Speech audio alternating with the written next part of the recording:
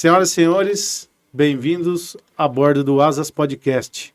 Hoje nosso convidado ilustre, comandante Medal, ele é piloto de linha aérea, hoje atualmente está voando nos Estados Unidos, é doutor em transporte aéreo, é checador, examinador FAA também. Seja bem-vindo, comandante Medal. Obrigado, Beraldo. Boa tarde. É um prazer estar aqui. Obrigado pelo convite. Legal. Obrigado. Legal. Estamos aqui também com o Nós Paulinho e com o Jones. Vamos lá, fazer Bora. mais um episódio aí.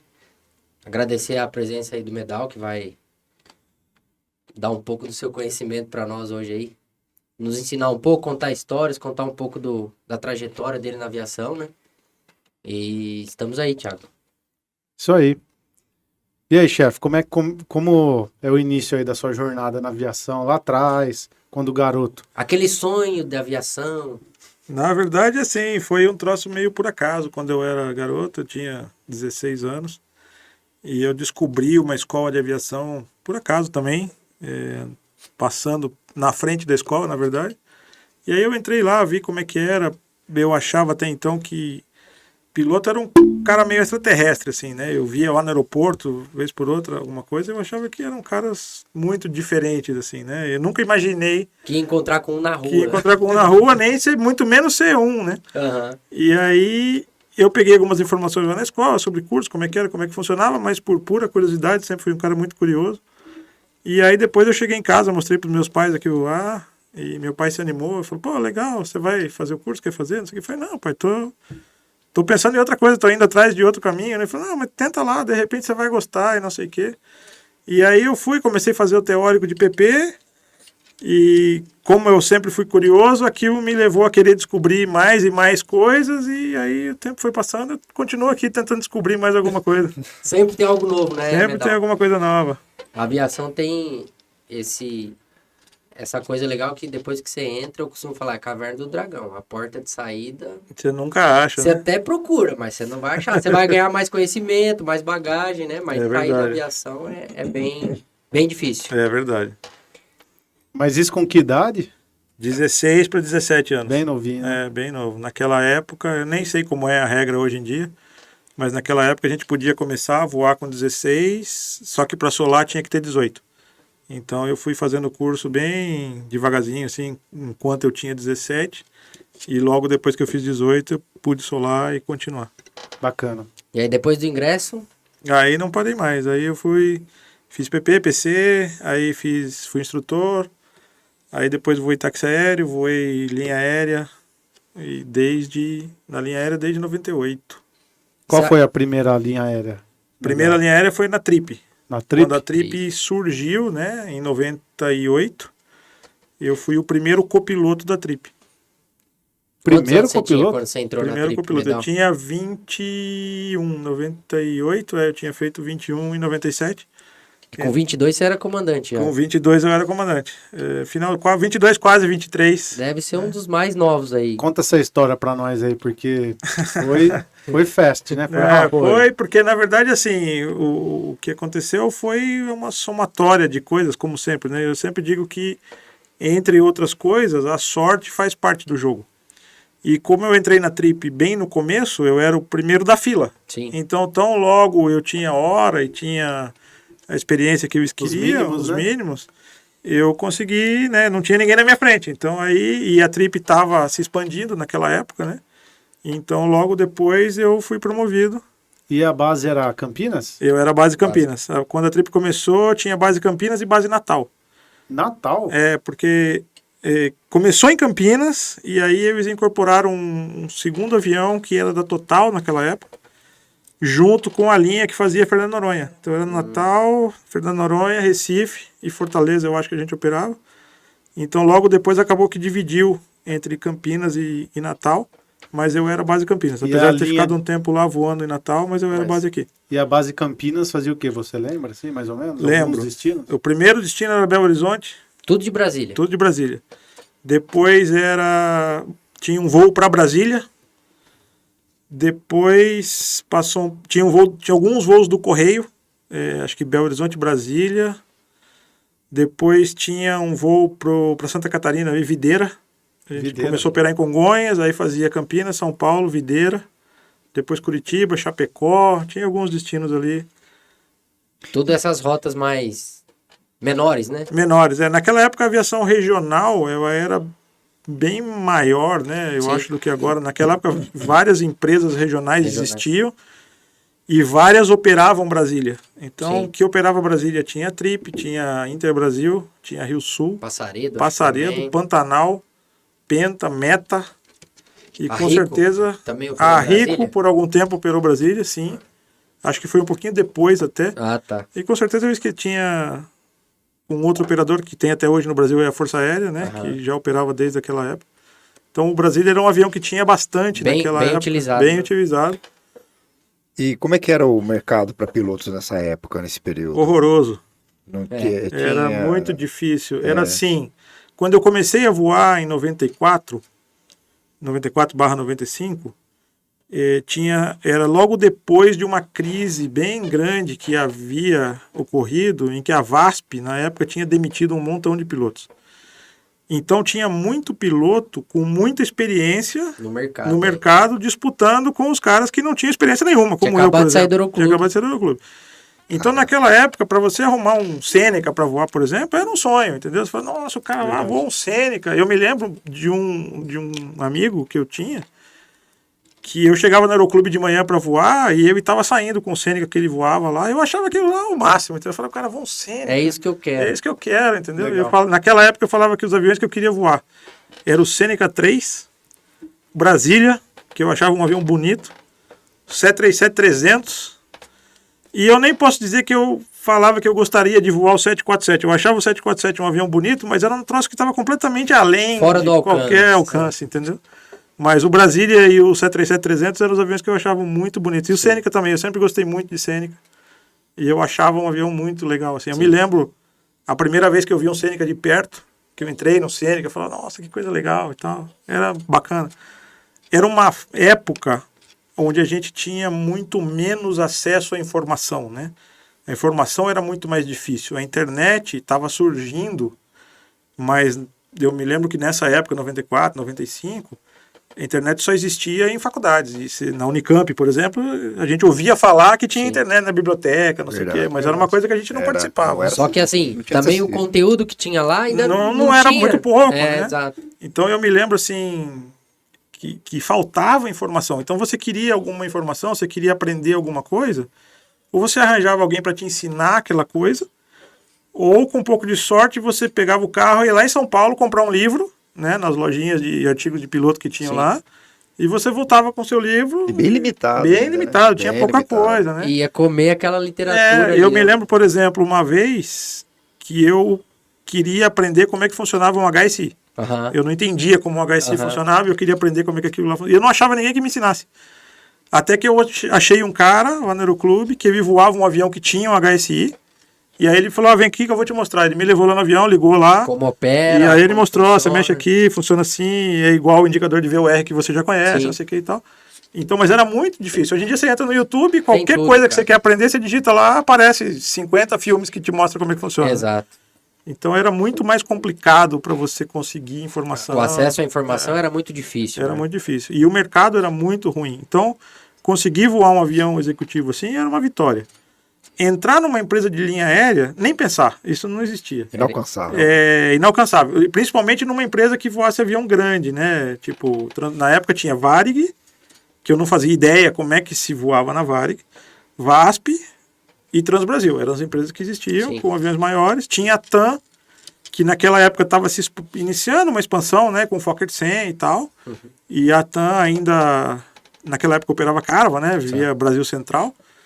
E eu me lembro que conseguir ser copiloto de Caravan na Brasil Central era muito difícil. Era muito difícil.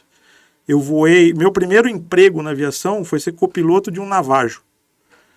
E o meu amigo, que era o comandante, que me levava para voar com ele e tal, o próximo emprego dele, depois de voar o navajo, foi ser copiloto de Caravan na Brasil Central.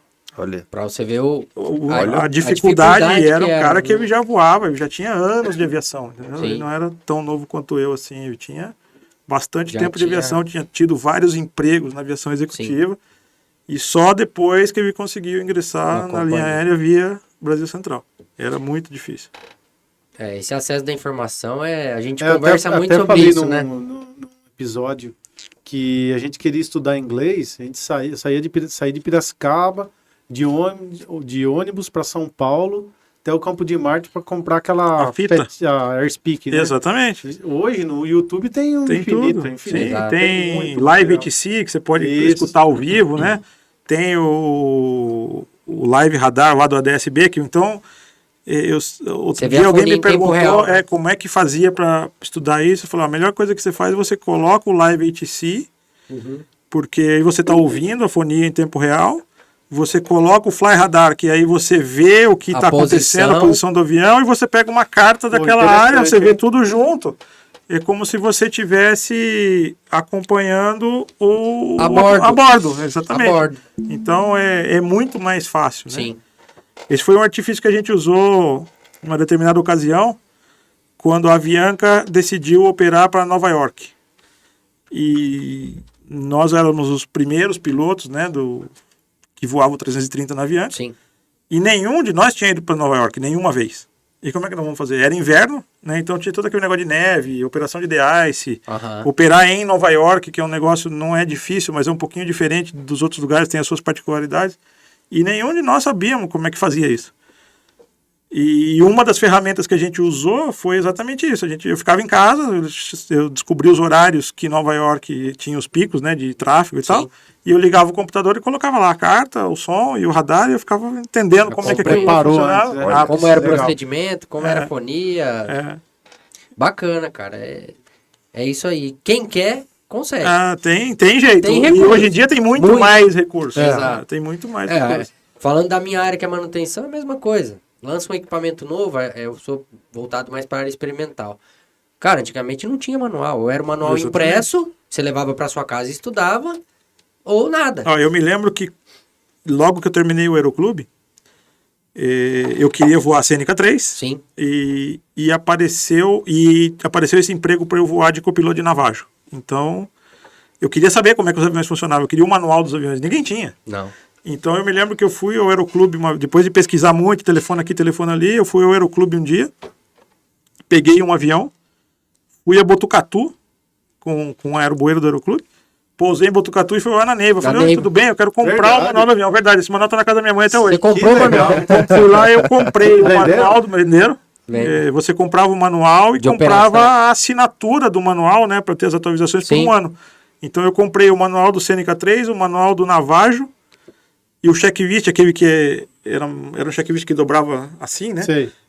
Metade das páginas eram verdes e metade eram vermelhas, que era o Sim, checklist as normal de emergência. emergências. Então eu comprei o do Cênica e o do Navajo. Que legal. Não tinha outro, não tinha como você pegar de alguém, não existia isso, não É o- existia PDF. É o que a gente fala, né? A informação você tinha que lutar Tinha para que lutar conseguir. para conseguir. Tinha, Algumas informações de manutenção em PDF, que a internet já era difícil. O manual de PDF ficava a noite e madrugada inteira baixando. A internet no telefone, né? Que Nada, você né? tinha que torcer para no meio do download não cair a linha. Não cair a linha, você vai ter que Exatamente. começar tudo de novo. Ó, que transtorno. Era muito, mas eu sempre falo que a vida já foi mais difícil. Já Já foi, foi. já Hoje em dia foi a vida é bem mais fácil. difícil. Concordo. E daí da trip você resolveu partir Aí para novos eu tava na Trip, desafios. então eu fiquei na Trip 2 anos e meio, quase 3. Foi quando surgiu a oportunidade de voar na Rio Sul, que era, naquela época, considerada entre as empresas regionais a melhor empresa regional que tinha para voar, né? E eles me chamaram para voar 737. Até aí só tinha voado Brasília. Até eu tinha voado muito pouco Bandeirante. Tá, Antes de entrar na Trip, eu voei um pouquinho de Bandeirante no táxi aéreo, tá. que foi uma experiência sensacional, mas foi pouco tempo. Depois eu voei na Trip, e aí eles me chamaram, eu tinha feito a Rio Sul, ela abria provas, como a Varig também, Sim. de tanto em tanto tempo, era uma espécie de um concurso, né? Abria Aham. uma prova, você ia lá, se inscrevia, e isso significava você ir lá em São Paulo fazer a inscrição, né? Porque não tinha internet para você Sim. mandar e tal. Então você imprimia seu currículo, ia lá, entregava, preenchia lá e tal. Em 97, acho que foi a última prova da Rio Sul, e eu tinha feito essa prova. E aí o tempo foi passando e tal, e quando foi em 2001, eles me ligaram e falaram, olha, você quer vir para cá voar 737? Eu falei, eu quero. Você já tinha feito a prova 2 anos atrás. Mais de 3 anos atrás, quase 4. E aí eu fui para Rio Sul. E era o 500 que eles tinham? Eles tinham o 500 e o 300. Ah, tinha o 300 também. Vários 500 E alguns. e 2 ou 3 300 só, né? Os 300 eram bem poucos. Então eu fui para lá, mas a gente voava os dois. Eu fui para lá para voar o 37. E isso foi em maio de 2001. Mais um sonho realizado. Mais nessa um etapa. sonho realizado, exatamente. E aí, só que logo depois, né? Então eu entrei em maio, comecei a voar em julho, mais ou menos, depois de fazer o curso. Setembro de 2001 teve o episódio lá do terrorismo 11 e tal. de setembro. E aquilo foi uma catástrofe para a aviação, né? Foi Sim, uma foi. crise, até então a maior que tinha, né? Até essa que acabou de acontecer agora. Sim. E com aquilo, a Rio Sul, o Varig, que já estavam indo meio mal, foram um pouquinho pior. E eles dispensaram alguns, acho que 4 turmas, se não me engano. As 4 últimas turmas foram tiradas em março de 2002. Então eu acabei pegando uma licença não remunerada na Rio Sul por 1 ano. E acabou que nunca mais voltei, né? Então Sim. eu saí de licença, fiquei 2 anos de licença da Rio Sul, mas nunca mais voltei. E aí, logo depois disso, então eu saí da Rio Sul, entrei em maio de 2001, saí em março de 2002. E logo depois, a Oceanair estava iniciando. A Oceanair estava comprando alguns aviões que eram da Rio Sul, porque a Rio Sul, nesse processo de reestruturação, decidiu se livrar dos turbohélices. Então eles estavam vendendo alguns Brasílias e a Oceanair foi lá e comprou 3 ou 4 inicialmente. A Oceanair era uma outra companhia. A Oceanair era uma companhia que estava surgindo, né? Era um táxi aéreo. Era um táxi aéreo, né? Originalmente essa empresa se chamava Oceanair Aerotáxi. Acho que era isso. Tinha um King Air, fazia alguns voos lá no Rio de Janeiro, para Aham. Macaé, Bacia de Campos. Ali. Era um C90? Era um C90. É. Eles tiveram 2 C90. O primeiro sofreu um episódio em Campos, eles faziam um malote de dinheiro e o avião foi assaltado em Campos e foi baleado. Então aquele Caramba. avião, se não me engano, deu PT por causa dos buracos. Aham. E machucou alguém? Não, acho que machucou um segurança, porque voavam 2 pilotos e 1 ou 2 seguranças. Eu acho que um segurança Portador, né? se machucou, mas os pilotos não.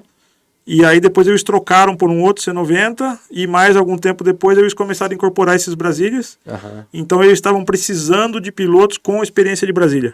Como eu tinha voado Brasília lá na Trip, eu fui lá, me candidatei e acabei entrando então na Oceanair para voar Brasília. 2002? 2002. Os coloridinhos. Já Exato. era- Por que eram É. coloridos os aviões? Tem algum... Olha, tem algumas explicações que Ou era eu não marketing sei puro? qual. Então, uma delas é essa, que era um marketing Aham.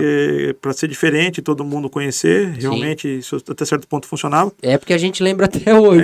O problema é que assim, os aviões eles ficavam marcados, né? Então, o passageiro que tinha um problema com o avião amarelo, ele não queria mais voar no avião amarelo. Verdade. No Ah, amarelo eu pode não ser. vou mais. E se você precisasse trocar peça, era o tal do amarelo com o nariz roxo e tal. Então, tinha um fator complicador aí. Caramba. Mas aí eu comecei a voar, então os primeiros, se eu lembro bem da ordem, o primeiro era o azul, depois era o amarelo, depois era o verde clarinho, que se tornou o vermelho, era o mesmo avião, e o branco. Esses foram os 4 primeiros que vieram da Rio Sul. Depois eles compraram mais 3 Brasílias que vieram de uma empresa americana chamada America Southwest ou Atlantic Southwest, ASA, Sim. que era uma subsidiária da Delta que ficava aí em Atlanta. Aí esses eram o roxo, o laranja e o cinza. E você voou mais de anos. Eu Brasília na eu Oceanair. voei Brasília na Oceanair de junho de 2002 a dezembro de 2005.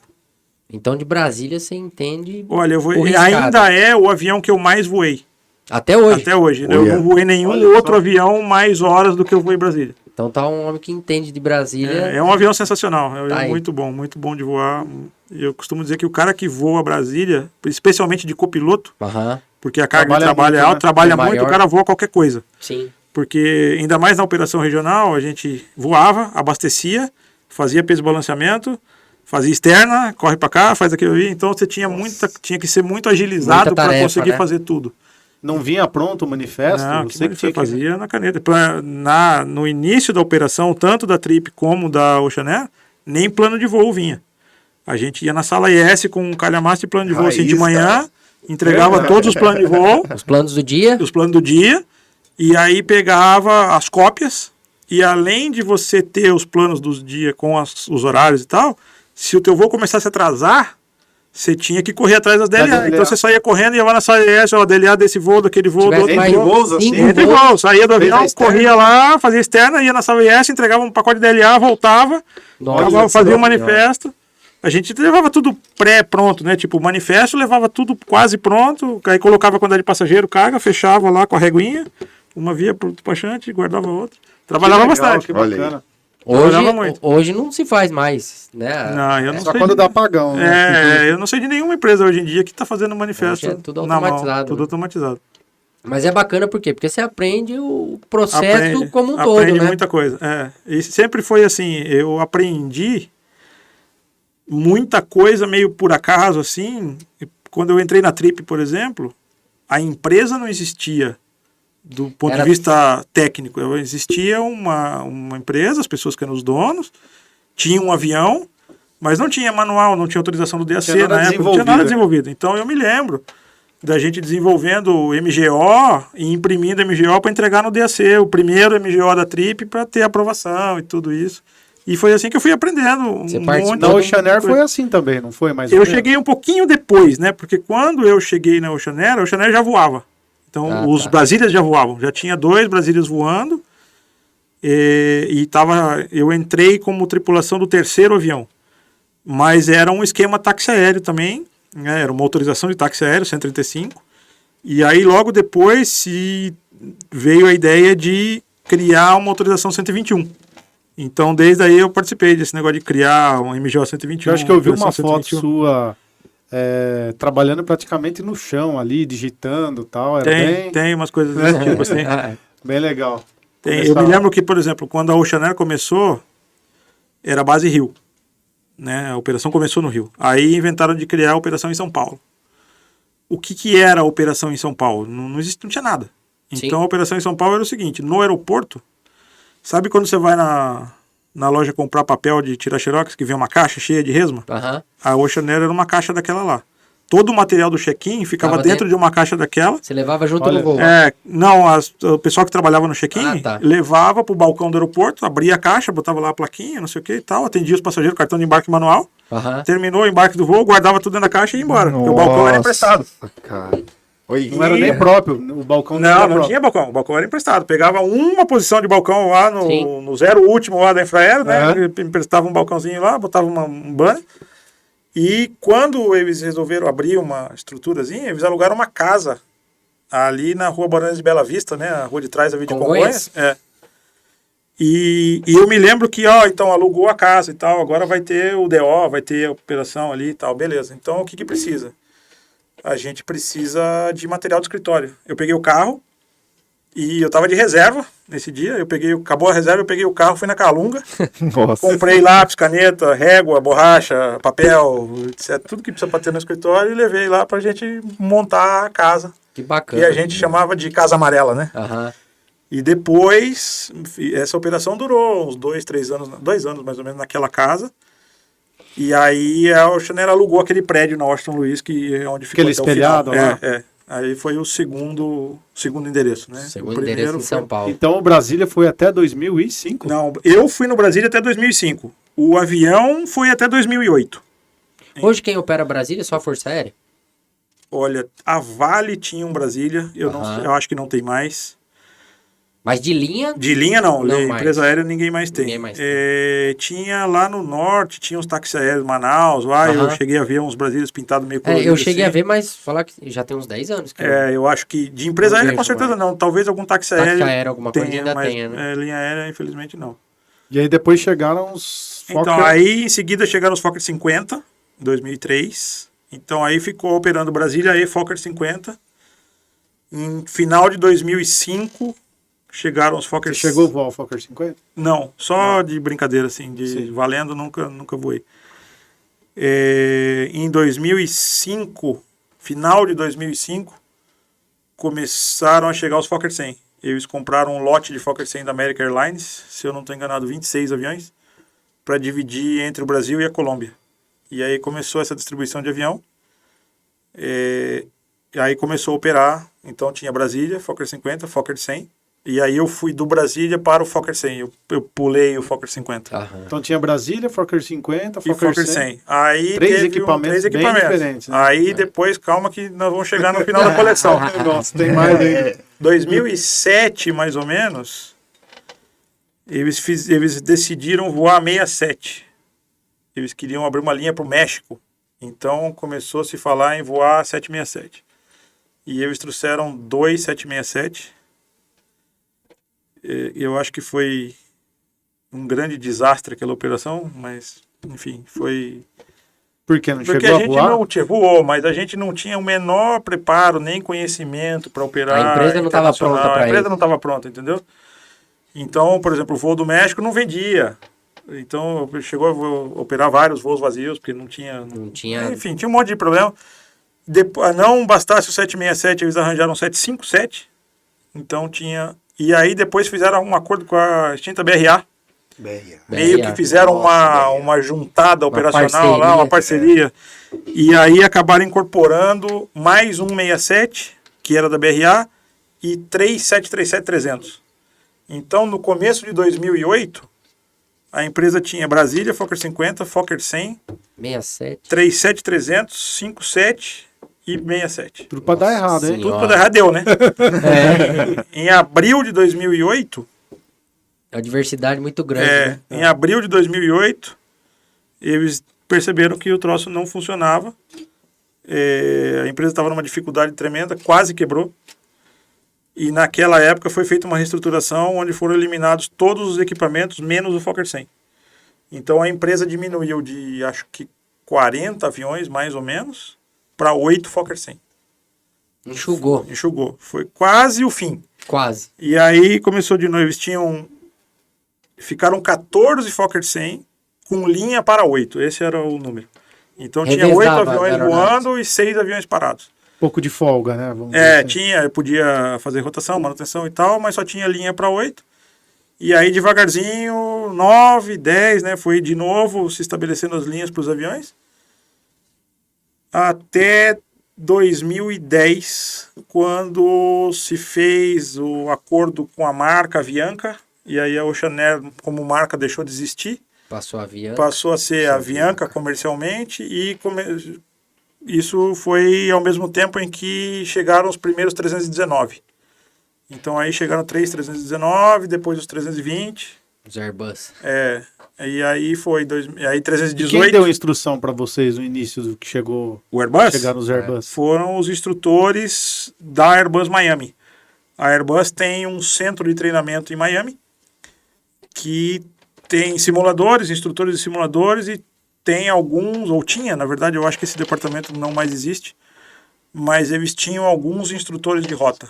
Então a gente... Eles cediam os instrutores para... Eles alugavam Alugavam. os Aí instrutores. eles ficavam Tinha um aqui. esquema de crédito, né? Quando você compra um avião novo, Ganha curso, né? você tem alguns créditos para curso de simulador, você tem um esquema de pontos, como se fosse isso. E aí um dia de um instrutor custa tantos pontos, um curso de simulador custa tantos pontos, e você vai debitando aqueles pontos. A né? empresa que faz o seu... Você gasta os pontos mais ou menos como você Sim. quer.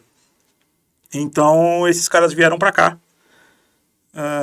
e voaram com a gente há algum tempo. Eles vieram de 2 oportunidades. A primeira vez, quando a gente implantou o 19, e depois, 1 ano e meio, mais ou menos, por aí depois, a gente tinha uma expansão tão grande que a gente não tinha flow para formar a gente, não tinha instrutor suficiente, não tinha nada suficiente. Então aí nós trouxemos os caras de novo. Eles voaram mais um tempinho para dar um fôlego, para formar mais gente e tal. E depois, quando a gente implantou o 330 carga, outra vez eles vieram para dar a instrução de 330 para gente. Legal. Bacana. E como que é implantar um 330, assim? Vocês não voavam... Abriu uma... O 19 Uma operação já fazia nova. internacional? Fazia. Fazia? O 19 fazia Bogotá, né? Então o 19 ele operava, eram 3 aviões inicialmente. A operação inicial era ponte, o desenho. A primeira operação era fazer ponte, né? Eles queriam que o avião novo operasse na ponte, que era o melhor mercado. Demonstração, né? E fazia um voo para Bogotá diário. Então eu saía à noite, ia a Bogotá, São Paulo, Bogotá. São Paulo, Bogotá e voltava à tarde Bogotá, São Paulo. Esse era a Operação 319. Nos primeiros dias, por uma questão de treinamento, porque a gente precisava formar gente e tal, se criou um voo, era Porto Alegre, São Paulo, Brasília, Salvador e voltava. Então um avião ficava fazendo esse trilho, dando instrução. O outro avião ficava na ponte e o outro avião ficava fazendo Bogotá. Aí chegou mais um avião, aí ficaram 4 e aí eles distribuíram o trilho.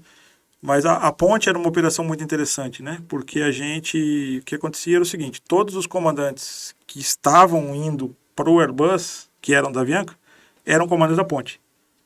Porque a gente fazia a ponte de Fokker 100. Sim. A gente começou a operação na ponte em 2007. Só que a gente não voava Airbus. E os instrutores da Airbus nunca tinham voado ponte. Então a gente tinha que fazer uma mágica. Nossa. Todo mundo novo no negócio. Todo mundo novo de algum jeito. Então ele ensinava a gente a voar avião e a gente ensinava ele a voar na ponte. Ao mesmo tempo. Era um troço muito Que interessante. legal. Aham. E deu certo, né? Deu certo, sempre deu certo. A gente conseguiu, eu acho que é uma das grandes coisas que a gente conseguiu fazer na Avianca foram uma série de implantações sem, graças a Deus, nenhum problema mais sério. O aprendizado disso aí é fenomenal, fantástico, é né? fantástico. A gente aprendeu Porque- muita coisa de tudo. Acho que hoje, raramente um comandante vai participar de uma implantação a fundo, difícil, igual você é participou. difícil, porque assim, normalmente as Laboratório. empresas já são maiores Sim, e o troço é um pouco mais dividido. Então cada um cuida de uma parte. e tal. Exato, Quer dizer, exato. nós éramos um grupo muito pequeno, eram muito poucas pessoas. exato. Tanto administrativamente como voando mesmo, Sim. para fazer tudo, né? Então, E para fazer dar certo tem que ter uma dedicação a mais de cada um. E o problema é que assim, é um quebra-cabeça que tem data marcada para as coisas acontecerem. Você tem Exato. bilhete vendido, Sim. você tem compromisso com o passageiro, você tem compromisso com o curso, você tem Prazo. enfim, né, prazo, né? Tudo tem prazo. Sim. Normalmente é para ontem, porque a empresa fica decidindo. Quando decide, já era para estar pronto. Exato. Então, é sempre a mesma história. A implantação é sempre o mesmo pepino. Acaba ficando todo mundo empreendedor. Fica. O comprometimento fica. Eu não sei se a gente tinha mais sorte ou juízo. Mas aconteceu. A implantação do 330, por exemplo, ela não foi tão complicada porque o 330 ele é muito parecido com o 320. Então, quem voa 20 voa 30 com pouquinho Alguma adaptação. alguma adaptação bem simples e tal. Mas por outro lado eram poucas pessoas. A Airbus naquela época não tinha instrutores suficiente para nos fornecer, porque eles eram um grupo pequeno de instrutores. Sim. E ao mesmo tempo em que a Avianca estava implantando o 330 cargo, a Azul estava implantando o 330 também. E a ANAC não permitiu, naquela circunstância, que um determinado estrangeiro tivesse validação para voar nas duas empresas. Tinha que ser. Então eles davam uma carta para o cara, ou para uma empresa, ou para outra empresa. Olha. E aí eles tiveram que dividir os caras. Então, ó, você vão voar aqui, você vão voar lá. Tá, mas não dá. Não, mas é o que tem.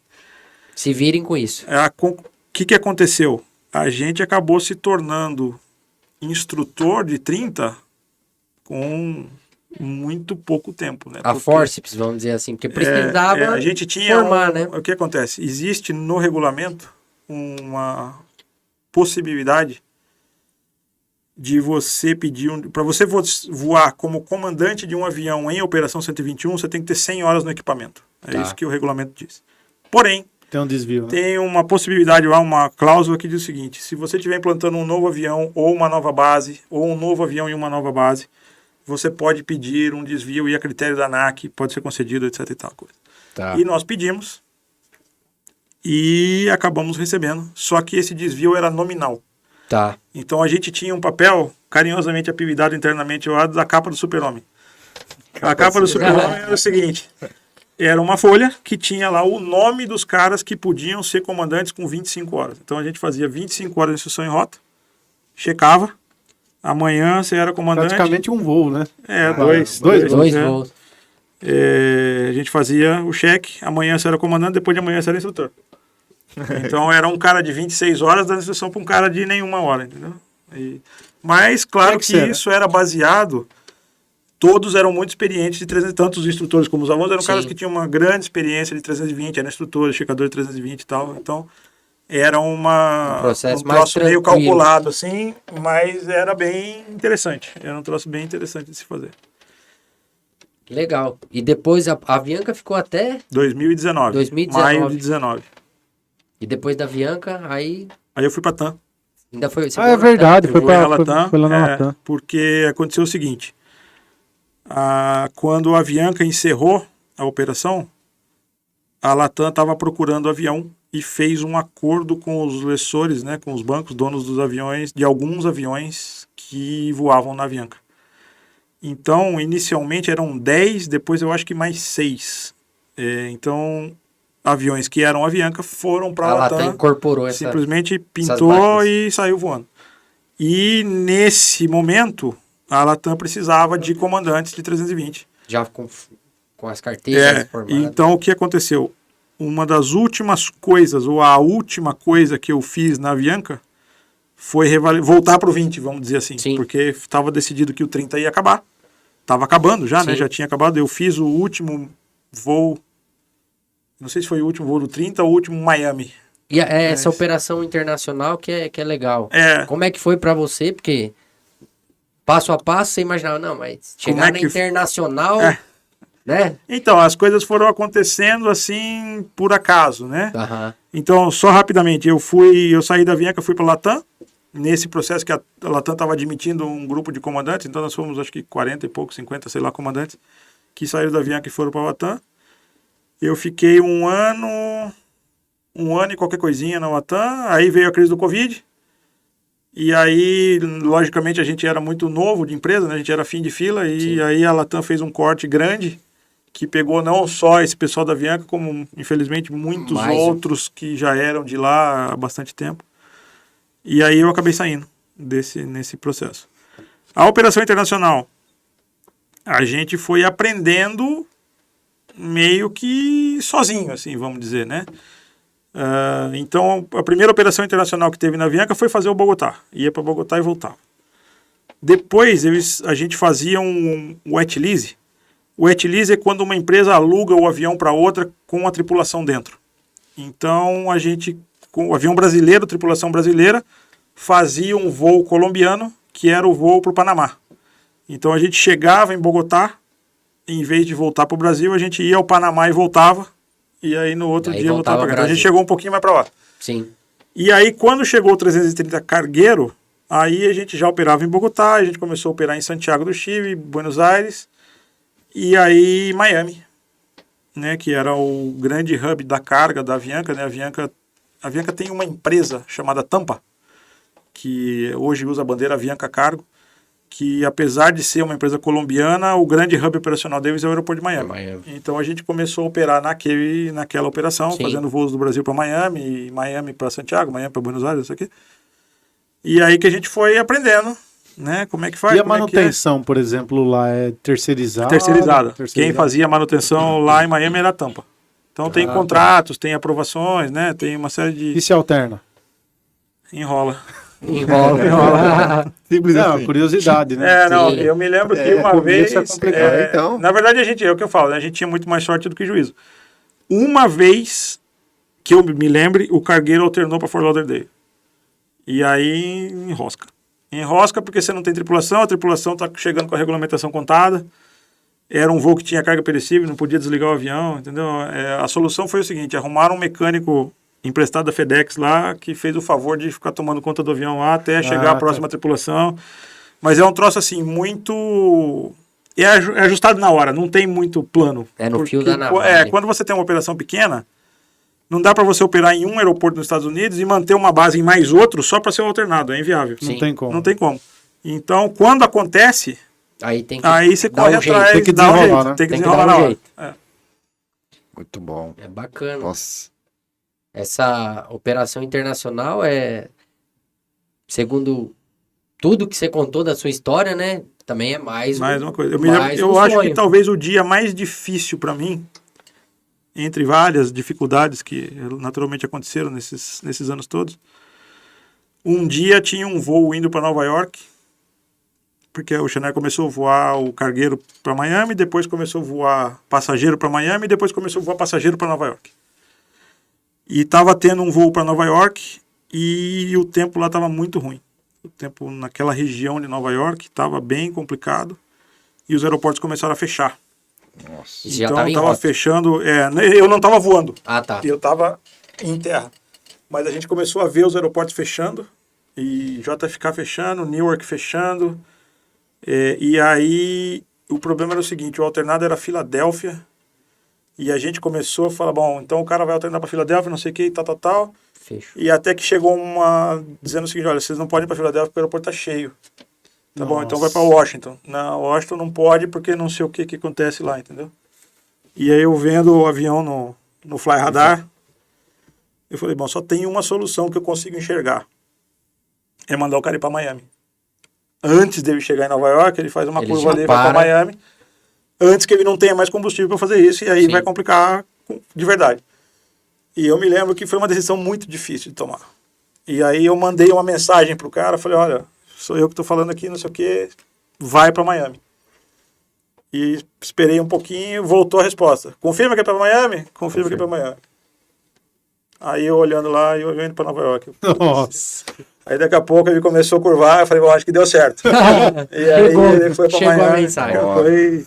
Eu acho que foi o dia mais difícil.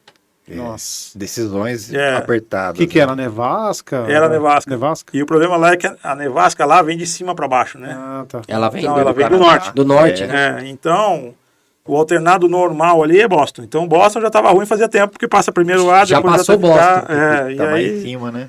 vai complicando. E claro que a operação lá em Nova York é muito grande, os aeroportos começam... Cara, pra um aeroporto daquele fechar. Precisa ter Cara. muito feeling pra É. tomar a decisão rápida no momento exato, e, né? de preferência tem que acertar, né? Porque acertar. se errar uma decisão dessa, É. gera uma complicação muito grande. Sim. E como que foi a comunicação? Via Acres? Via Acres. Acres. A gente mandava mensagem, né? O avião tinha Satlink. Aham. Então, Como é que é pro pessoal saber? O assim? Satlink é o seguinte, é um link de dados via satélite. Então, Dedicado. dedicado. O avião ele consegue transmitir e receber mensagem de texto, Tá. tanto automáticas como manual. Então, tem uma série de mensagens que o avião manda sozinho. Tá. Então, parâmetro de motor, mensagem de posição, uma série de coisas que o avião transmite e os pilotos não estão nem percebendo, nem sabendo. E isso chega num servidor da empresa, que é espécie de um roteador de mensagens. E esse servidor ele tem uma inteligência ali embutida, que ele olha a mensagem e fala, essa mensagem aqui o cara mandou pro Dove. Então ele encaminha pro Dove. encaminha. Essa aqui ele está pedindo metade de tal lugar. E automaticamente ele vai lá num outro servidor meteorológico, consulta o meteoro que você quer e devolve pro piloto aquela mensagem. Tá. E esse sistema chama-se Acres. E os dados trafegam por um link de satélite. E existe também um link de voice, se você quiser, um telefone, né? Um Tá. SATCOM, um telefone, você disca Uhum. e via satélite você consegue falar com um telefone qualquer. Tá. A bordo. A bordo. É um troço bem útil. Legal. Bem, bem legal. Bacana, Muito né? bom, hein? É tudo pra segurança, né? Ah, sim, ajuda demais. Nesse caso aí mesmo, e se não tem essa É, comunicação, aí... tem que ter. De alguma maneira você tem que conseguir aí- falar com o avião. Sim. Aí ele alternou em Miami, ficou aguardando. Alternou Nesse para caso- Miami. E aí aconteceu o seguinte, tinha uma tripulação em Miami que faria o voo da volta pro Brasil. E aí destroca, pega o cara que vem pro Brasil. Aí é um jogo de xadrez, né? Você começa a mudar as peças de lugar. E aí pega a tripulação que ia voltar pro Brasil e manda o cara para Nova York. E aí pega o cara que ia indo para Nova York e pousou em Miami, dá o Volta. descanso para ele, faz ele voltar pro Brasil. E aí vai até que você consegue equacionar. Nessa fase você já estava trabalhando mais na parte... Mais no administrativo. No administrativo. Eu fiquei 10 anos, mais ou menos, no administrativo. Tava pensando aqui, como tu comentou de carga perecível, né? Sim. E carga de periculosidade. Carga perigosa? Que carga que se considera Olha, que é levavam- perigoso? Carga perigosa é o seguinte, formalmente falando, existe um manual, é um livro da IATA, manual, não sei o que lá, de carga perigosa. E aquele é um livro, parece uma lista telefônica. para quem conheceu Lista Telefônica. É. Né? Você já não é mais uma É o nosso referência. caso. É, Os então é meninos um aí, acho livro que não. dessa grossura assim. Páginas amarelas. Exato. Aquele livro define todos os artigos que são considerados materiais perigosos, né, para transporte aéreo, e qual é a restrição, se existe, daquele material. Então, por exemplo, o material, sei lá qual, ele só pode ser transportado em avião cargueiro, ele não pode ser colocado no porão de avião de passageiro. É um tipo de restrição. Ele tem que ter uma embalagem assim, assada, não sei o que, tem lá a especificação das embalagens. Existe problema de segregação de material. Então, eu posso levar isso se eu não levar aquilo. Ou esses dois negócios têm que estar a uma certa distância um do outro dentro do avião. Então não pode colocar no mesmo pallet. Sim. Ou no mesmo porão. Alguns materiais só podem ir em aviões que tem porão ventilado. E outra série altitude, e coisas que não podem de jeito nenhum. Tem coisa que é proibido e acabou. Não pode. Explosivo, arma, pólvora, esse tipo de coisa. Radioativo pode. Eles são transportados nos baldes. E cada balde, de acordo com o que tem ali dentro e o índice de radioatividade, aquele balde soma uma quantidade de pontos. E você não pode transportar mais do que X pontos. Baldes. E se for avião de passageiro, a distância entre o balde e as pessoas, então tem que ver a altura do porão, é um troço meio complicadinho. Nossa, pode transportar, mas tem uma série de limitações. Por sinal, na Avianca tinha uma situação particular que a Avianca pertencia a um grupo de muitas empresas, né? E uma das empresas do grupo fabricava material radioativo em Porto Alegre. Caramba. Então a gente, quando começou a transportar material perigoso, começou logo pelo radioativo, porque era interesse do mais complexo. Né? Só para variar. Legal. Outro material perigoso muito comum é bateria de lítio. É mesmo? Tem muita, porque hoje em dia tudo tem bateria, telefone, computador, não sei o que. Então, para importação já é tem muita bateria de lítio viajando de avião para lá para cá, entendeu? Sim. E para piorar um pouquinho, muitas empresas proibiram o transporte de bateria nos seus aviões. Então, o que aconteceu? As empresas que transportam muito, porque concentrou no cara que leva. Especializado. Exatamente. A gente levava muita bateria. O cargueiro da Avianca transportava muita bateria de lítio. Hoje em dia eu transporto muita bateria de lítio. A gente compra muita coisa lá fora, de equipamento aviônico mesmo, e bateria de lítio. Exatamente. Então tem companhias que não transportam. Aí, às vezes, a carga tá para aquela companhia, tem que separar a bateria. E mandar a bateria. É isso aí. Às vezes chega o equipamento, a bateria não chegou porque tá no outro lote, porque não sei o que. Exatamente. Por isso que impacta no custo. Exatamente. Tudo custa. Tudo custa. Eu falo que tudo tem jeito, desde que você pague por. Exato. Tudo tem uma solução, né? Fala assim, se o homem chegou na Lua, grana. Aqui embaixo a gente faz qualquer coisa. Exato. Agora, tudo tem um preço. Tudo tem um preço. E aí, pós-Latam? Aí eu saí da Latam numa crise danada, né? Não tinha o que fazer, não tinha para onde ir. E aí eu fui para os Estados Unidos. Que de alguma maneira já era um plano meio mal, sabe aquele plano mal acabado, né? Você estava estudando. Já estava mexendo o doce já, né? Já fazia 2 anos que eu estava um pouquinho mais até, que eu estava nesse processo de ver como é que era, o que precisava e tal. E eu acabei indo para lá inicialmente sem nada. E aí eu fui para lá e comecei a trabalhar numa escola de aviação. Só que para fazer papel, assim, né? Sim. Ajudar o pessoal lá com documentação. Porque eu não tinha carteira de CFI. Porque a carteira de CFI, ela não você não consegue converter de um país para o outro. Eu tinha o INVA aqui no Brasil há muitos anos, mas você não pode transplantar para lá. Você tem que fazer começar de novo lá. Pode falar de quem que é a escola, né? Pode falar. Do meu amigo Isaac Kelma e do Maurício. Um abraço pro Kelma aí, pro pai, pro filho, Mauricião, pro Isaac. São muito parceiros nossos. Muito amigos nossos. Gente boníssima. E eu comecei a trabalhar lá com eles. E aí, logo depois, eu fui trabalhar numa escola 142, né? Que é um centro de treinamento, que é mais voltado para simulador de aviação comercial. E aí, mais um pouquinho, eu fui para uma linha aérea lá, que é onde eu estou trabalhando agora. Hoje você voa linha aérea? Eu vou linha aérea nos Estados Unidos. Carregando carga. É, uma empresa cargueira. Bacana. Muito bom. Boeing 747 ele voa. 47? 47. É isso, né? É. Você falou que Lembra lá no Lembro, lá comecinho? atrás, lembro, Lá atrás, claro. 47, nunca vai chegar. Chegou. Chegou. Inesperadamente, eu diria. Eu me lembro que Não da forma como você imaginou Exatamente, que seria, né? porque foi uma das passagens é o seguinte, com essa negócio de Airbus e pegar avião na fábrica, que eu fui algumas vezes lá, né, e implantar e ter muito contato com o pessoal da Airbus por conta das implantações, eu acabei fazendo muitos amigos na Airbus, em vários setores, na França, nos Estados Unidos e tal. E uma vez eles vieram para o Brasil com a A380, eles estavam indo, a história é o seguinte, eles estavam indo para Fidai, no Chile. Eles estavam levando um avião para expor na feira. Sim. E eles pararam no Brasil para fazer um teste de aeroporto. Eles queriam testar realmente se o avião cabia Se em operava determinados aqui. aeroportos. Era Guarulhos, Galeão, essencialmente. E aí eles convidaram algumas pessoas da Latam e da Avianca, que eram os clientes daquela época, né, da Airbus, para dar uma volta de A380. E aí eu fui um dos convidados.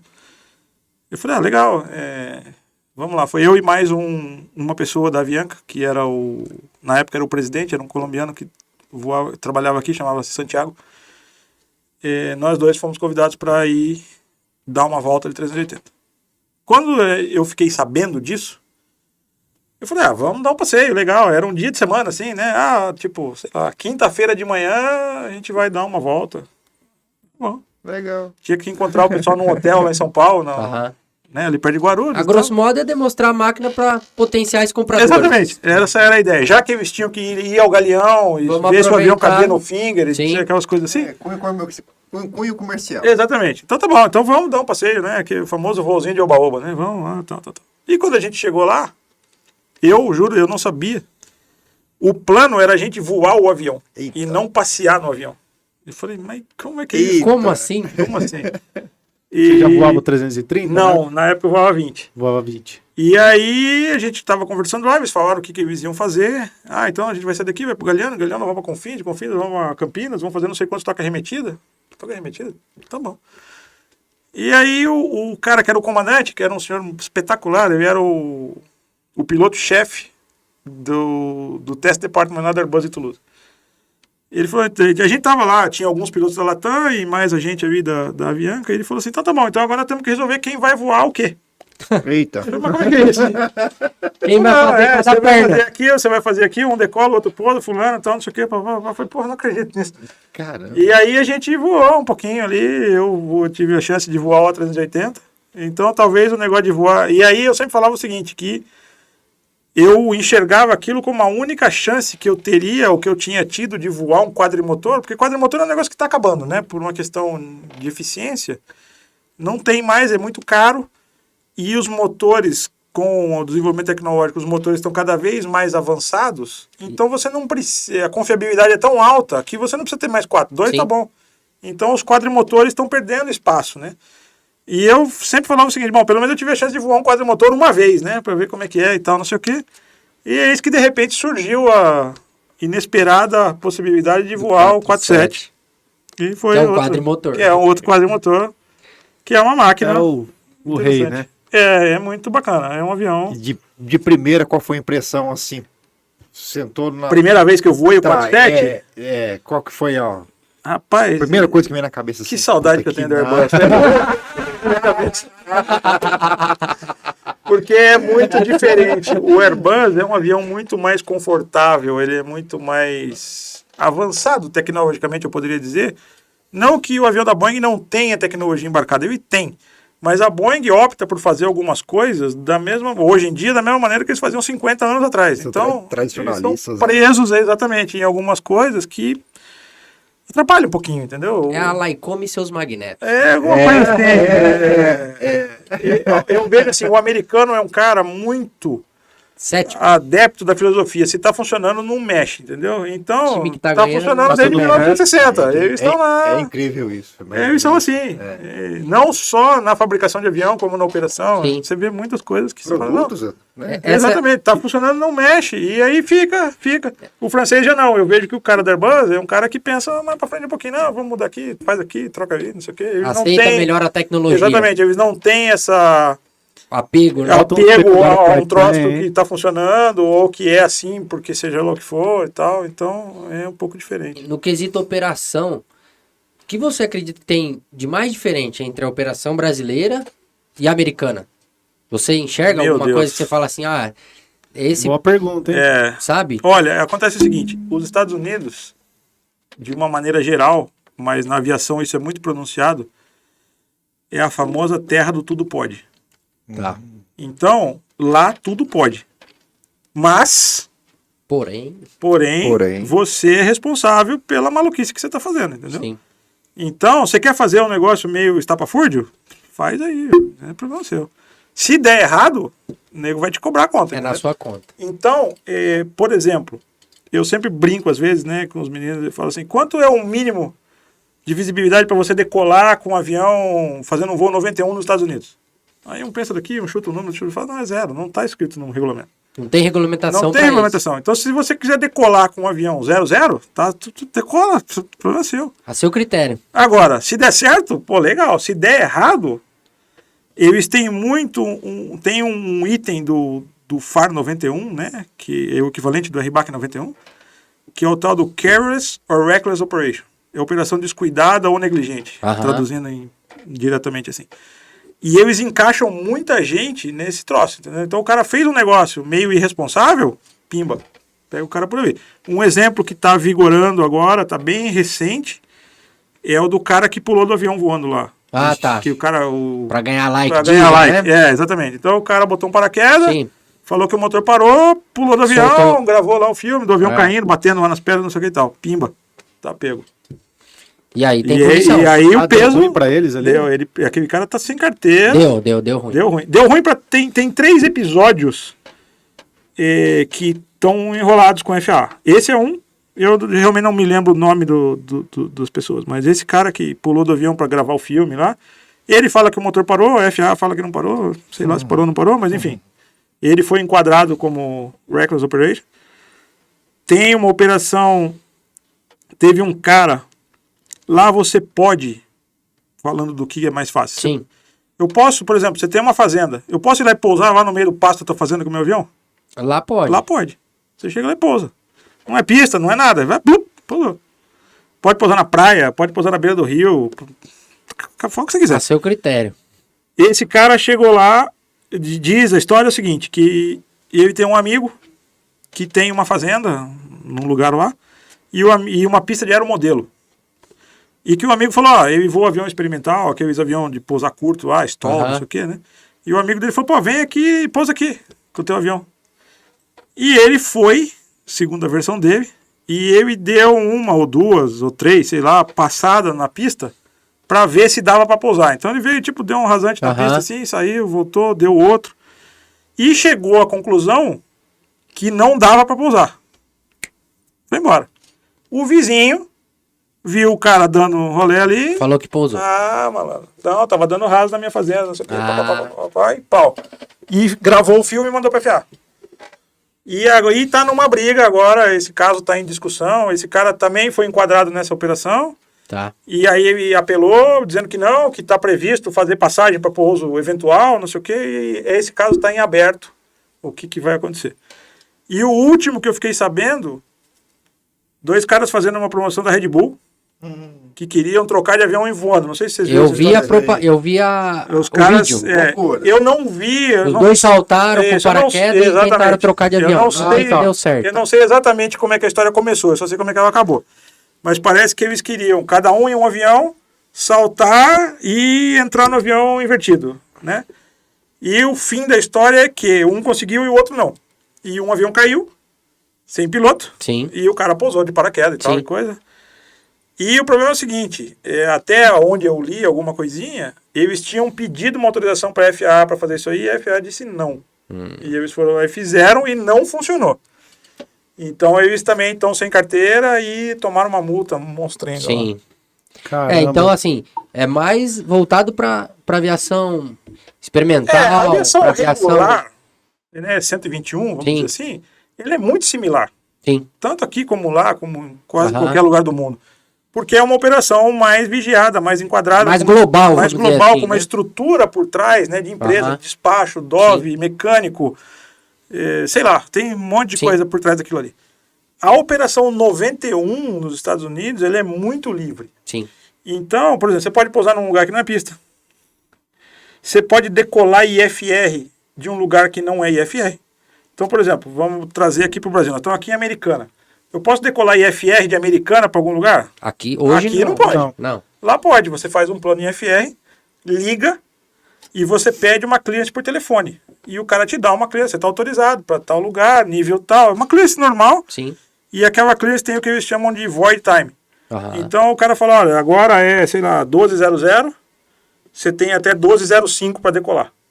Você decola, chama o controle e Vai embora. Acabou, não tem restrição. Então, é um lugar que tudo é fácil. Sim. Por exemplo, se você está num aeroporto controlado, tem torre e tal, e você quer decolar visual, você não precisa de plano. Primeiro que você não precisa de autorização para acionar em quase nenhum aeroporto. Mesmo com torre, Mesmo com ground, tudo. torre, por exemplo, se você estiver no JFK e você quiser acionar, você pode acionar.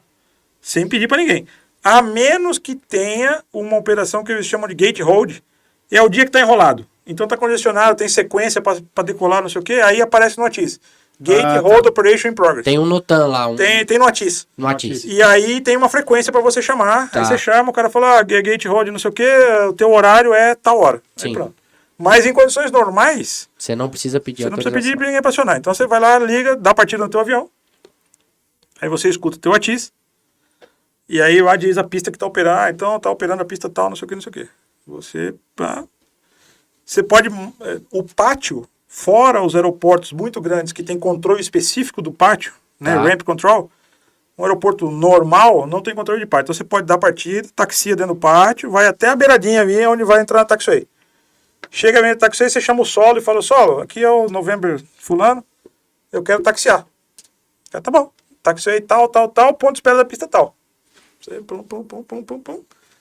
Chega lá no ponto de espera, você checa teu motor lá, faz o que você quiser, chama a torre, fala, torre, aqui é o November fulano e tal, Quero eu decolar. quero decolar pro norte.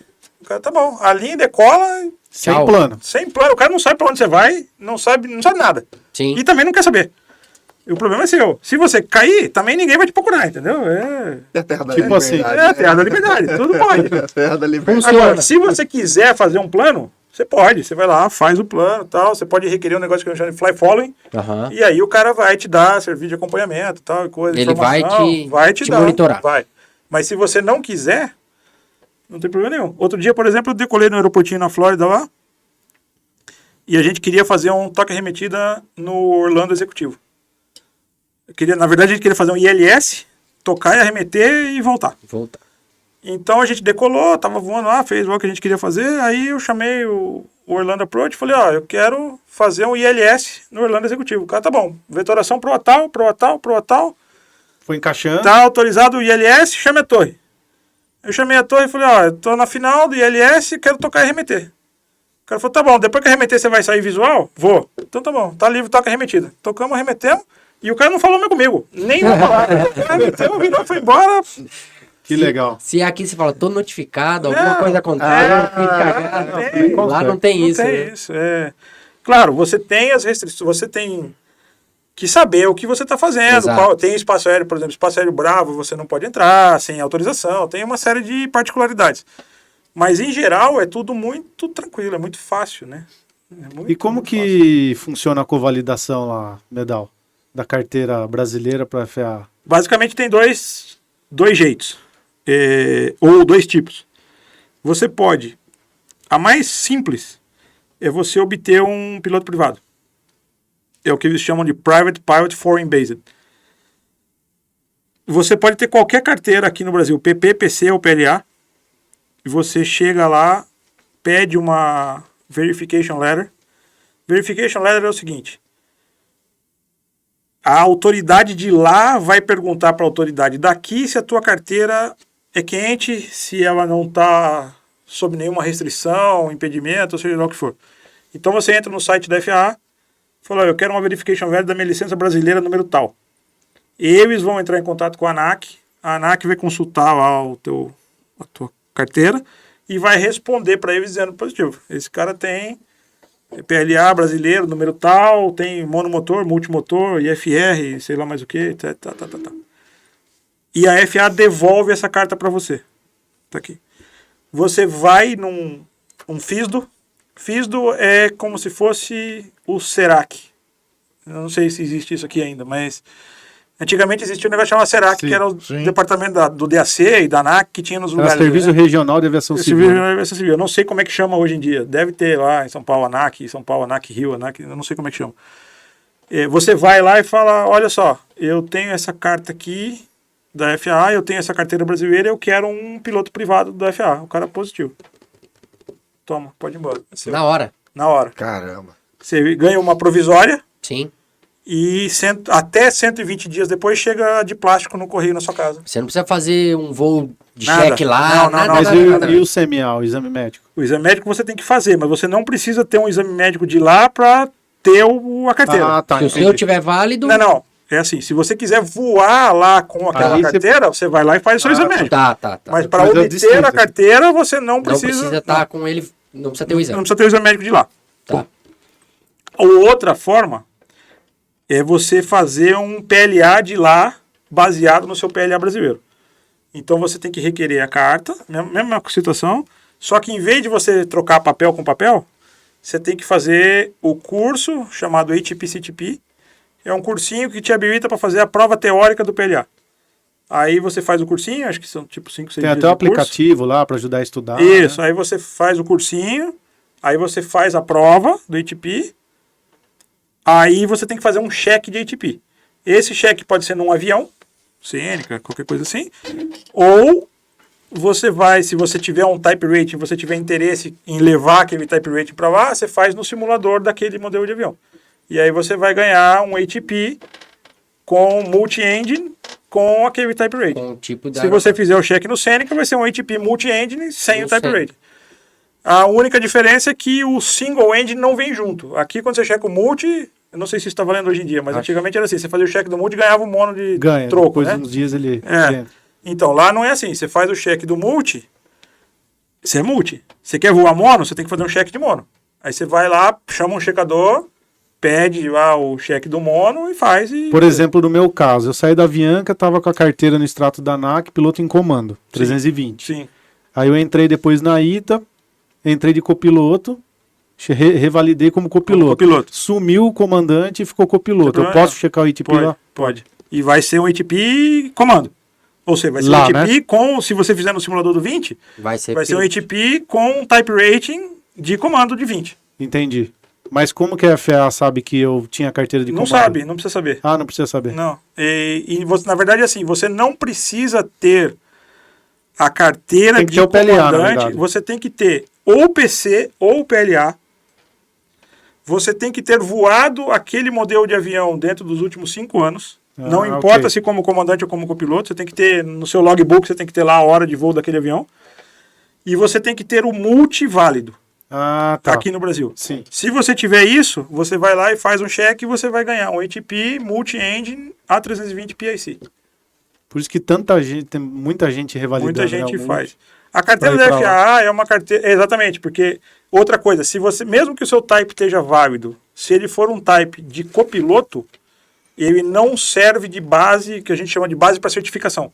Você tem que ter ou um type PIC de um avião multi, ou o seu multi tem que estar válido para você poder fazer a conversão. Só o type de copiloto não serve de base.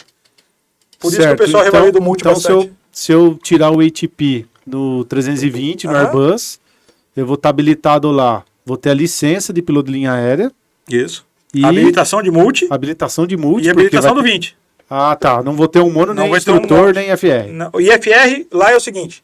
Não vem IFR... Se você é um ATP, não vem IFR escrito na tua carteira. Todo ATP lá é Já IFR. é IFR. Então não está escrito, mas você tem. Você pode Entendi. voar o instrumento. Ah, tá. Então você vai ter o ATP, o Multi e o 20. A única coisa que você precisa fazer, se você quiser, é checar o mono, se você quiser voar mono. E CFI, né, instrutor, aí é um processo separado, porque não tem como convalidar a carteira de CFI. Bacana. Mas é bem tranquilo.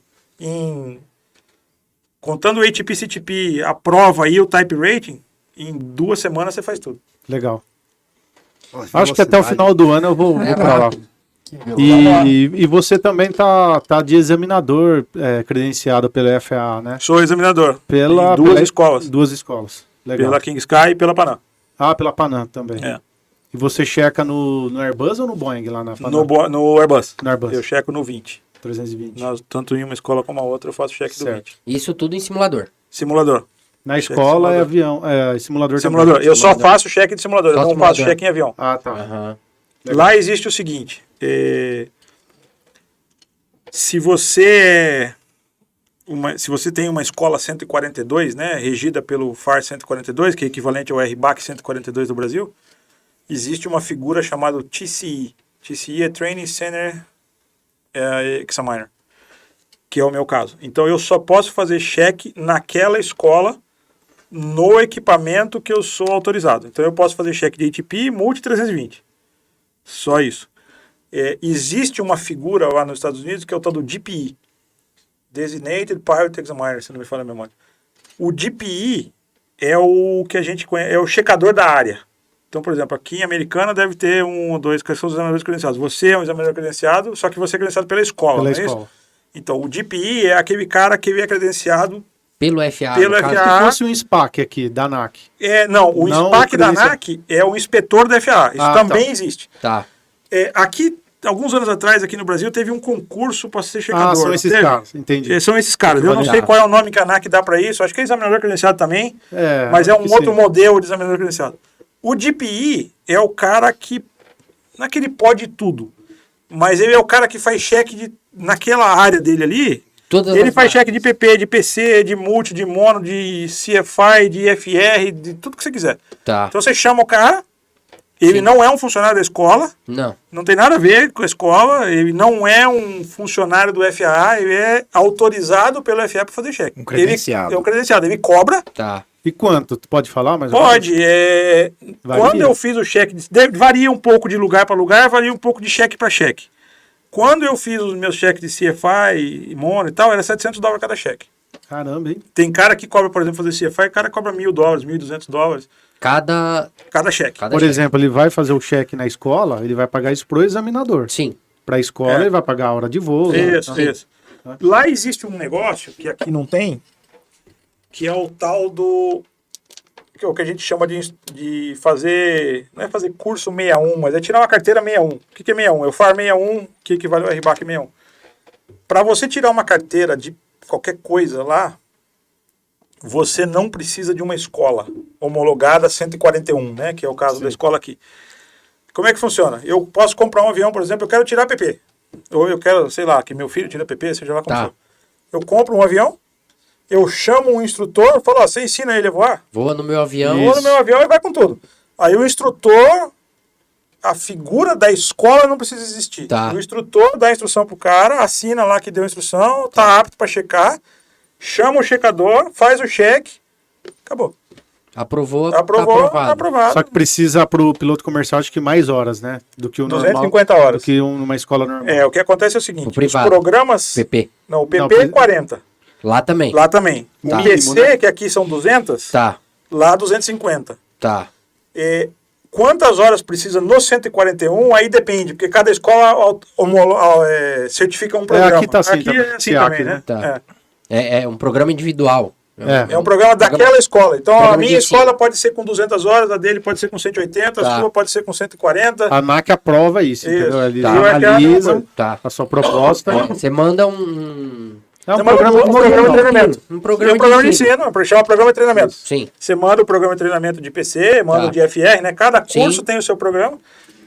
A vantagem do cara que faz em escola é que ele pode voar menos horas, porque normalmente os programas são menores do que o programa... Mais enxutos, né? E você pode usar o checador da escola Para checar os E alunos. você não depende da disponibilidade do cara da área e tal, porque normalmente esses caras é o seguinte, eles têm um emprego e fazem cheque em alguma cidade. É isso que eu ia te Então perguntar. é meio enroladinho de você conseguir vaga. Conseguir horário. Legal, e horário. aqui, para cheque, a gente segue uma IS 00002 que tá na Golf. Aham. E aí lá tem tudo, né? Como fazer um cheque? E lá é igual? Lá Parecido? existe um documento chamado ACS. ACS. ACS significa Airman Certification Standard. Tem um para PP, um para PC, um para IFR, um para PLA, o tipo, que é o mesmo. E tem um para CFI e EEI, que esse ainda está na versão antiga. Antes do ACS existia um negócio chamado PTS. É quase a mesma coisa, só que a FAA atualizou para ACS todos eles, menos o do CFI, que ainda está na versão antiga. Então, se eu vou fazer o teu cheque do ATP, é muito comum o pessoal perguntar isso, né? O que cai no cheque do ATP? De preferência não cai nada. Aí pode dar azar, né? Mas o que tem que ser cobrado num cheque de ATP? Tá lá no ACS todas as manobras que tem que ser feitas e qual é a tolerância da manobra. Então, por exemplo, precisa fazer curva de grande, né? Steep turn.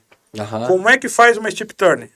Tem que ser no mínimo 45 graus de bank, no mínimo 180 graus de curva, variar no máximo mais ou menos 100 pés e mais ou menos 10 nós. E tem que desfazer, né, a curva dentro de mais ou menos 15 graus.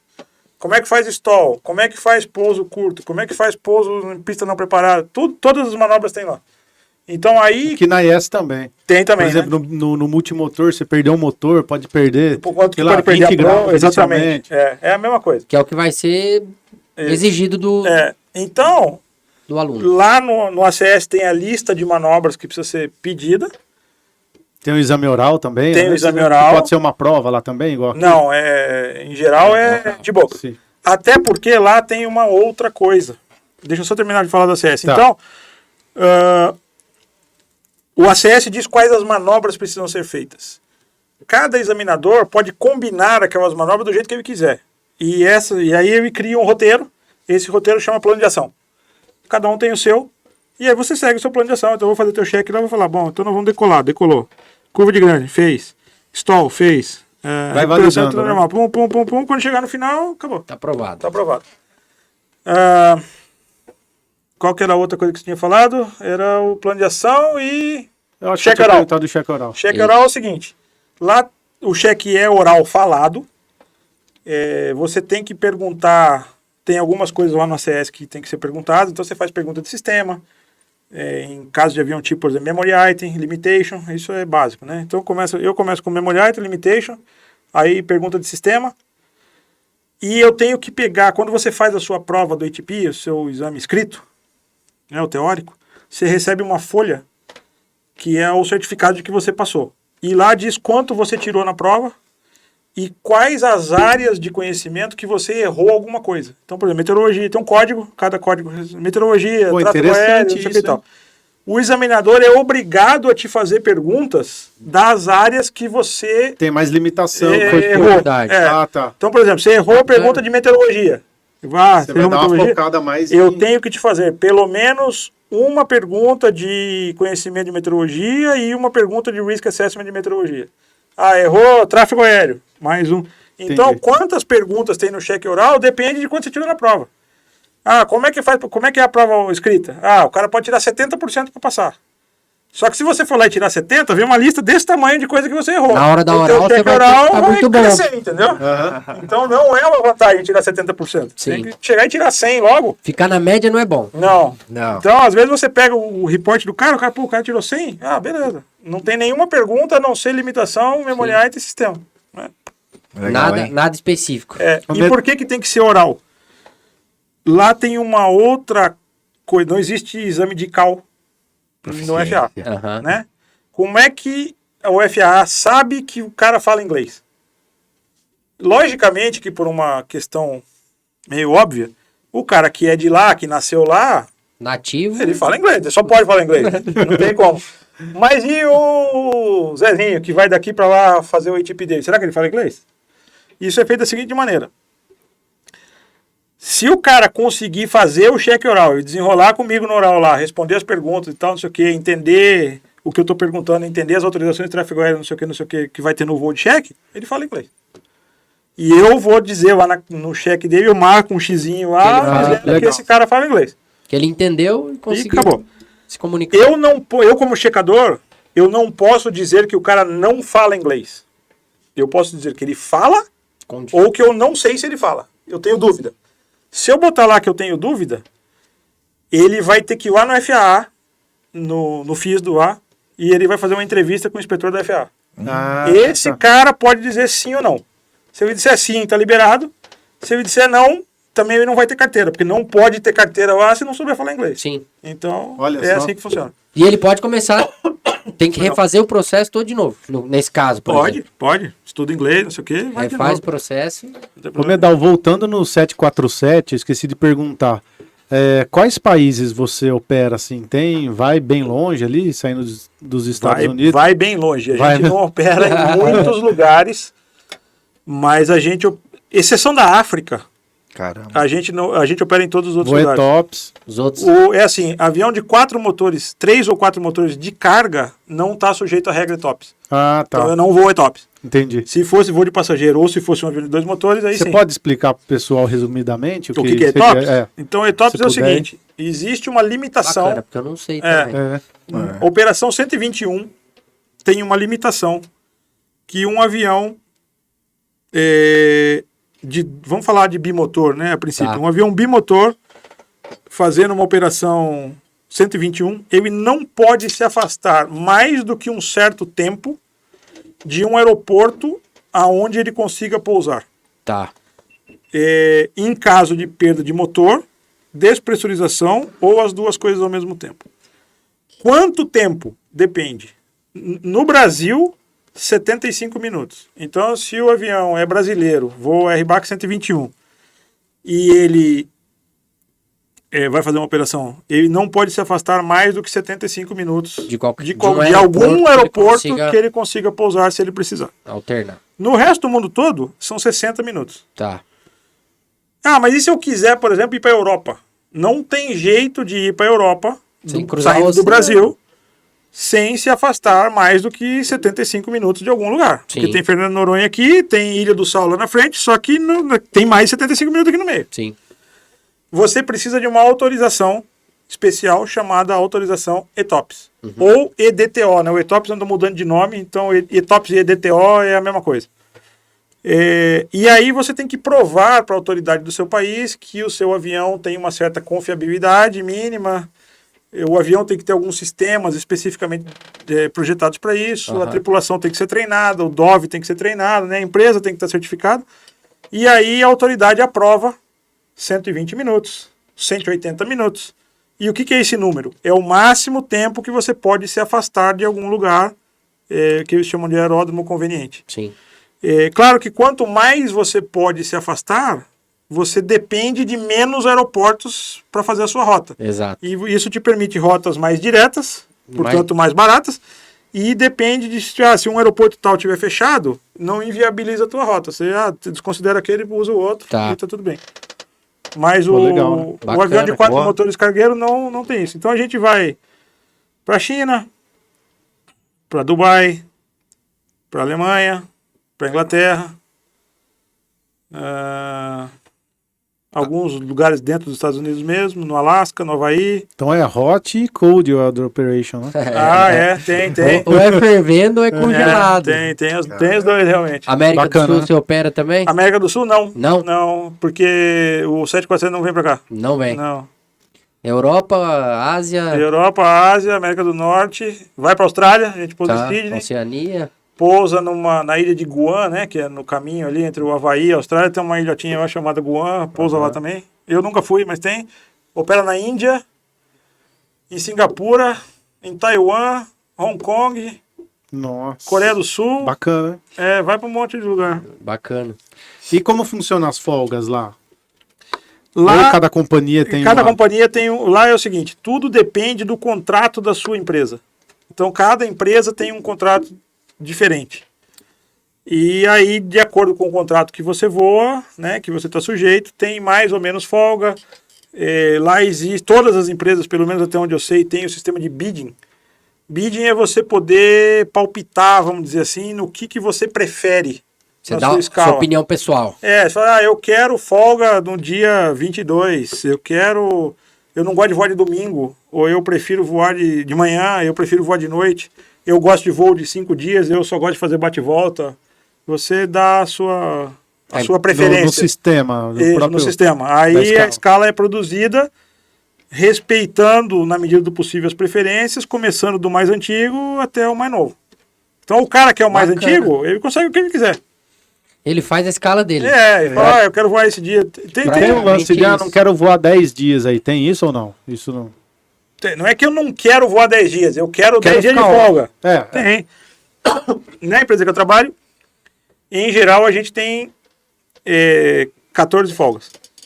Por um mês lá tem 28 dias, né? São 4 semanas. Então seria metade do Metade é mês. metade. Então eu tenho 14 de folga, 14 dias de trabalho. Bacana. Tem algumas escalas que saem 14 a 14, então eu fico 14 folgas seguidas e depois eu trabalho 14 seguidas. Tem escala 7x7, então eu trabalho 7, folgo 7. Tem escala que é mais picadinho, tem um voo de 3 dias, tem um voo de 2 dias, tem um voo de 5 dias, não sei o quê, e tem as folgas estão ali espatifadinhas. Pra você que tem família no Brasil... Eu prefiro as programações longas. Que aí você faz aquela operação E longa e embora. folga longa também. Exatamente. Então dessa vez, por exemplo, eu tenho 10 folgas, acho, alguma coisa assim. Aí eu vim ficar uma semana aqui, um dia pra ir, um dia pra voltar. E lá fora a operação cargueira, você também trabalha nas escolas ainda. Eu trabalho nas escolas. Quando eu não venho pro Brasil, por Sim. exemplo, né, e eu tô de folga, eu acabo indo pra escola lá fazer alguma coisinha. Já voou em zonas de conflito? Não. O que acontece é o seguinte, em geral, quase ninguém voa nesses lugares. Por uma questão de seguro. Sim. Pelo menos as apólices de seguro que eu já vi, não cobrem guerra. Então, o que acontece? Quando surge uma área de conflito, surge uma no-fly zone para aquela empresa, por exemplo. Então, no caso atual aí, né? Ucrânia. Sim. Exemplo. A gente usa aquele aplicativo da Jepsen, né? De carta. Então, quando eu abro o meu aplicativo lá, tem um quadrado vermelho lá, que é a no-fly zone da Ucrânia. Não pode passar lá. Algumas são permanentes. Por exemplo, Coreia do Norte. Tem uma no-fly zone lá que não sai dali. Líbia, não sei o que, esses lugares meio complicadinhos assim, não passa. Só lugarzinho bom. Só lugarzinho bom. No caso da Ucrânia / Rússia agora, surgiu uma área grande ali. Ucrânia, Bielorrússia e um pedaço da Rússia, né? Ou a Rússia inteira, sei lá. A ponta da Polônia. E um cantinho ali que não tem operação. Então algumas rotas foram reconstruídas para evitar passar por ali. Acaba que o voo fica um pouquinho mais longo e tal, mas a gente não vai lá. Não pode. Muito bem. Não, Aí, ó, não rola. Isso aí é muito... Tem gente que andou fazendo voo, entregar ajuda humanitária na Polônia, não sei o quê, armamento, Sim. Mas voo pra aí, OTAN. por conta e risco. Eu agradeço. Eu não... Dispensa. Que loucura. Medal, tem alguém na aviação que você tem como que foi uma inspiração para você em algum dado momento? Referência. Alguma referência? Tem, assim, eu posso te dizer, não inicialmente antes de eu ser piloto, né? Mas depois que eu entrei na aviação, claro, tem várias pessoas que eu conheci, que eu voei, e que eu tive, eu acho que a sorte e a felicidade de conhecer e voar com alguns caras que foram sensacionais. Se eu começar lá do começo, eu posso dizer o seguinte, tem um amigo meu aqui do Aeroclube de Campinas, o Demarque, então, alguns de vocês talvez conheçam, foi um cara que me ajudou muito. Ele tinha um Seneca 3? Não. Não, ele voava um Seneca 2, que depois ele deixava eu voar e tudo e tal. Eu sei quem é. E ele tinha alguns aviões, ele teve 180, 172, voava Bonanza, é um cara que voava de tudo ali. E eu acho que se tem alguém que conhece dessa aviação pequena assim, esse cara é de longe o cara que conhece muito. Vamos trazer ele aí para bater um papo, né? Ele é um cara bacana. Próxima vez que você estiver no Brasil, vem junto, tá bom? Né, bater papo. Depois eu tive a sorte de voar, quando eu voei Bandeirante no táxi aéreo, eu voei com um cara chamado Valfredo Herkenhoff. Esse comandante ele foi da VASP muitos anos, foi diretor de operações da VASP e tal, e depois ele tinha um táxi aéreo. E eu acabei voando muito com ele, né? Naquele período que eu fui bandeirante. E esse cara me ensinou muita coisa em muito pouco tempo. Os caras que eu voei na Trip, foi a primeira empresa que eu voei, então tinham 3 comandantes. Quando eu entrei, nós éramos em 2 copilotos e 3 comandantes. Esses 3 comandantes também tinham sido da VASP, era o Paulo Turim, o Jorge e o Sidney Viana. Foram os caras que me fizeram piloto de linha aérea. Na comercial. comercial. Teve um outro comandante que foi o cara que me ensinou a ser instrutor de simulador, é o Buran, grande personagem. Ele que me ensinou a ser instrutor de simulador, ele me ensinou muitas outras coisas. Ah, você conhece o Buran? Conheço. O Buran que tá meu voando amigo, o Challenger, né? Não, ele não voa. Ah, não voa mais, ele é aposentado. Ah, tá. Então, eu acho que esses, assim, seguramente são os caras que foram e são as referências que eu usei para chegar. E tem muitos amigos, né, que a gente voou junto nesse tempo de Avianca. Por exemplo, um cara que eu sempre trabalhei junto e é um cara que eu admiro bastante pelo tanto de conhecimento que ele tem, é o Francis Barros. Francis é um cara que sabe muito, que voa bastante coisa diferente e voa muito bem tudo que ele voa. Na acrobacia, então nem se fala. O cara na comercial. Monstro. É um cara de um conhecimento absurdo, assim, de aviação e tudo. E assim como ele, tem outros caras, né, que eu acabei conhecendo por aí. Alguns caras lá da Airbus, que me ensinaram de uma maneira muito legal a filosofia do avião e tal, que eu acho que eu acabei aprendendo de um jeito muito tranquilo, assim, porque eu fui buscar lá, né, tive a sorte de ter instrução com eles e tudo. Então foi Faria bem tudo legal. de novo? Faria, acho que faria, sim. Bacana, né? E... Deu trabalho, mas foi bom. Foi, né? E assim, Medal, o que você diria para o jovem que está começando ou querendo ingressar na aviação, que mudou muito o perfil, né? Mudou. De mas 20, 25 anos para cá. Mudou. Né? Hoje em O que dia, você diria para o pessoal? Eu acho assim, estuda inglês, né? Se você não falar inglês, você não vai sair do lugar. Então, seja em que área for da aviação, seja em né? qualquer, eu nem sei se é da aviação ou se é em qualquer área de qualquer coisa. Exato. Então aprenda a falar inglês. Hoje em dia, por uma questão de mercado e exigência das empresas, faça uma faculdade, seja ela de aviação ou não, mas faça alguma coisa, porque as empresas vão querer que você tenha uma formação superior. O ensino superior é fundamental. Se isso vai adiantar ou não vai, eu não sei, mas depende muito, principalmente do aluno. Quer dizer, você pode pegar 2 caras e botar no mesmo curso, na mesma faculdade, e um aproveitar muito e o outro não aproveitar nada. Mas aí cada um vai fazer o seu Sabe caminho, a consciência. mas você vai precisar. E isso vale desde sempre, tem que voar. Quer dizer, por mais que você estude, faça outras coisas, a experiência de voo conta. Prática, né? Então não adianta você ter 200 cursos e 2 horas de voo. Você tem que conseguir juntar as duas coisas. Você tem que ter a sua formação, tem que falar inglês, tem que ter a sua faculdade, mas a experiência de voo, ela é insubstituível. Não dá para você trocar. Eu tenho pouca hora de voo, mas eu estudei um monte de coisa. Tá bom, mas não é a mesma coisa. São coisas complementares e não substitutivas, né? A experiência de voo. Então, eu acho que é isso. Estudar inglês, tem que fazer uma faculdade e tem que voar. Então, faz os seus cursos e aí vira instrutor ou vai voar avião particular, ou seja lá, cada um acaba encontrando um caminho para juntar experiência. Eu acho até o curso superior, se possível, não sei, fazer um outro curso, né, diferente, talvez. Porque eu acho que se você fizer uma outra coisa, é uma porta a mais. É uma porta a mais e outra. Você vai agregar mais conhecimento. Porque se você fizer curso de aviação e faculdade de aviação, você vai olhar 2 vezes para a mesma coisa. Isso que eu quis. Então, você vai se limitar. Então, se você for para um outro lado, você fizer, sei lá, administração, engenharia, qualquer coisa assim, eu acho que você abre mais a sua visão, né? Você acaba enxergando mais. E você, na época da Avianca, você fez bastante entrevista, né, com pilotos. Quantos, assim? Não tenho ideia. Bastante, né? Bastante, muito. Legal. Entrevista para contratação. Mais de 1000, com certeza. Bacana.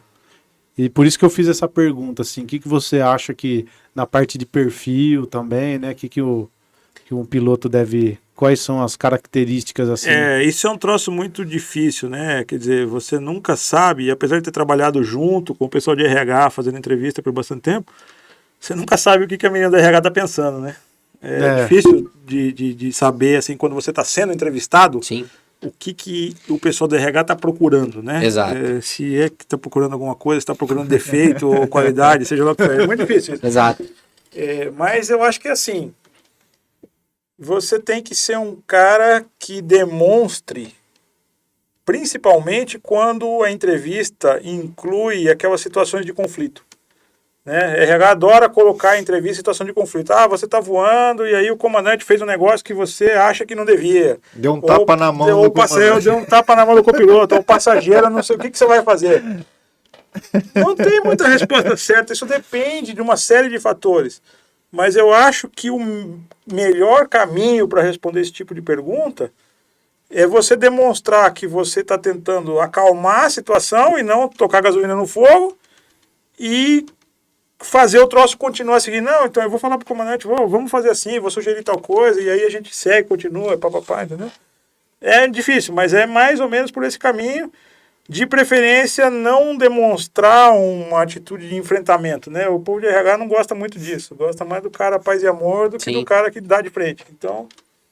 E muitas das vezes o cara tenta bolar uma história na cabeça que não é como ele agiria. E aí não dá certo, o cara te pega na próxima pergunta. Exatamente. O psicólogo sabe que você está inventando uma história, você não está sendo você. Na medida do possível, seja você mesmo. Seja você mesmo.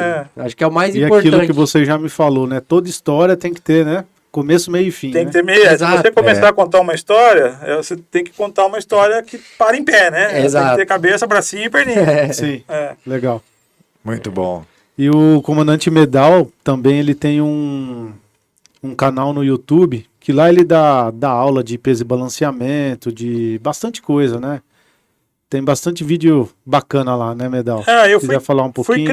Criei um canal para colocar alguns vídeos. Coloquei algumas coisas, por exemplo, sobre convalidação de licença, que a gente já falou aqui. Então, lá no canal tem os vídeos explicando como é que funciona, o que precisa fazer, como é que é isso, como é que é aquilo. Eu inventei uma série de vídeos sobre peso e balanceamento, que não está finalizada, então eu comecei, coloquei alguns lá, está faltando ainda 4 ou 5 vídeos para acabar. Mas com esse tempo, você não... Falta tempo. Então, você sabe quando que eu gravo um vídeo para pôr no canal? Eu tenho um problema muito grande de fuso, né? Porque eu saio dos Estados Unidos, vou para a China, vou não sei por quê, e tal. Então é muito comum eu acordar de madrugada nos lugares que eu tô e não ter sono. Então, às vezes eu acordo 1 hora da manhã, pum, o que eu vou fazer? Vou gravar vídeo. E aí eu vou fazer vídeo e tal, não sei o que, gravo. E eu não tenho, claro, porque como eu vou para lá para cá, eu não tenho equipamento decente, né? Nem tem como carregar tudo isso. Então, às vezes, aquela abertura do vídeo que aparece eu lá com a cara meio amassada, eu gravo durante o dia, porque eu dependo da luz da janela. Então eu vou lá, abro a janela do hotel, gravo, e às vezes eu guardo aquilo lá. E depois só. E o resto eu faço de madrugada, não sei o que, junto e subo o vídeo. É isso aí, cara. Então, conforme vai dando tempo, eu vou gravando alguma coisinha, vou pondo lá.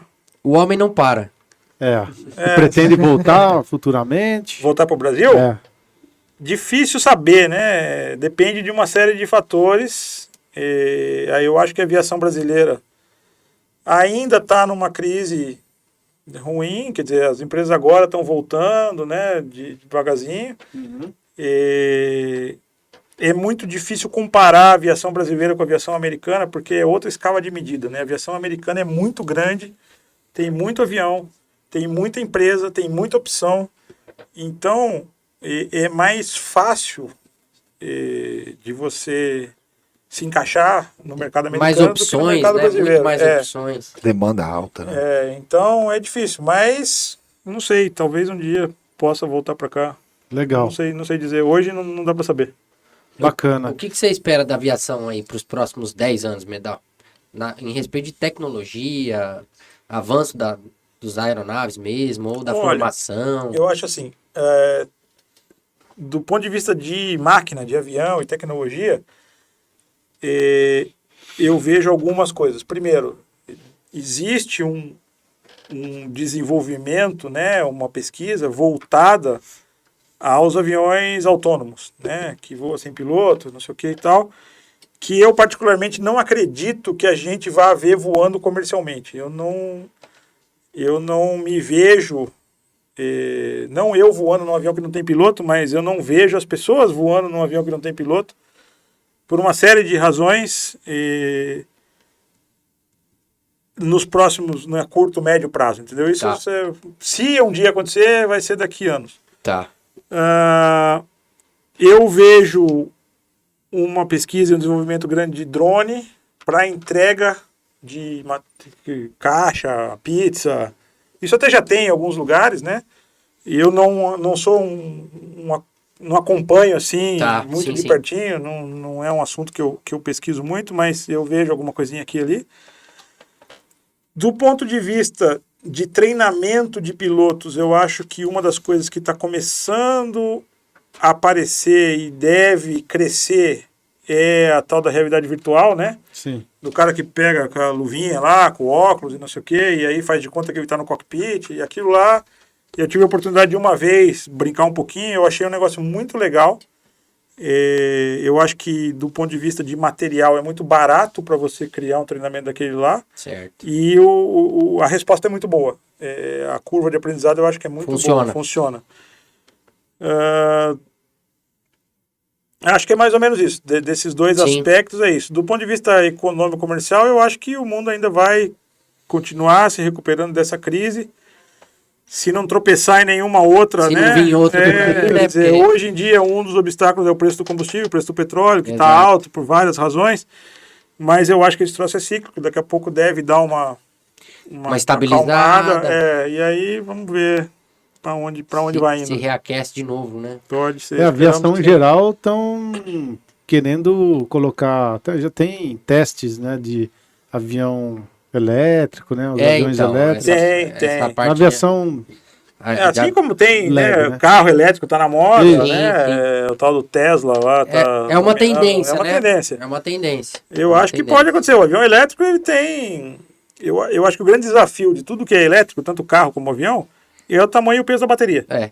Então, tá tudo parado ou esperando Na armazenagem de carga. a armazenagem de carga numa bateria mais leve. E isso é o que eu falo pra todo mundo. Autonomia de carga. E isso Fala. depende de tecnologia, Tecnologia. que ainda não existe. Quer Não. dizer, então alguém tem que descobrir ou inventar um material, uma substância Que armazene carga de uma muita maneira mais carga eficiente. Exato.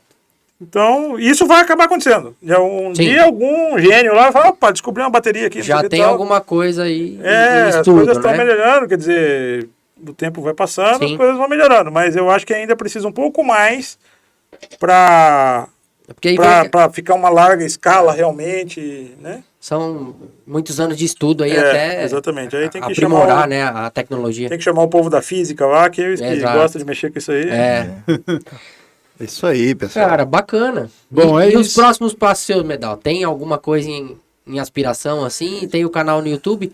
O canal é o Acho que é meu nome mesmo, é JC Medal. JC Medal. Isso. Até Arroba- pedir pro Conrado colocar aí. Coloca pra- o link na pro descrição. pessoal seguir. Legal. Pra seguir o Medal aí. O Medal também ele é coordenador aqui do Jet Trainer, do Airbus 320 Simulador, que né? a gente tem. Tem Esse negócio é outro junto aí, projeto né, Thiago? legal, né? Um programa que a gente criou aqui bem bacana. Quer dizer, quando a gente criou o programa de Jet Training da Serra Bravo, esse programa ele é baseado no programa de Jet Training da Airbus. Tá. Então, como eu tinha contato com o pessoal e tinha, né, facilidade de conhecer o que eles faziam, a gente criou um programa bem legal. A gente sempre fez questão de ter instrutores qualificados no avião. Então, todos os instrutores do Jet Training da Serra Bravo são pilotos de 320 e tal, né? Então, eu acho que é um curso, é uma coisa bem bacana que a Bem gente legal, o fez. simulador O simulador é bom muito bom. e realmente é um curso de alto nível, assim, para o pessoal que precisa fazer Jet Training e tal. É bem jóia. Muito É isso bem. aí. Bacana demais. Muito bom.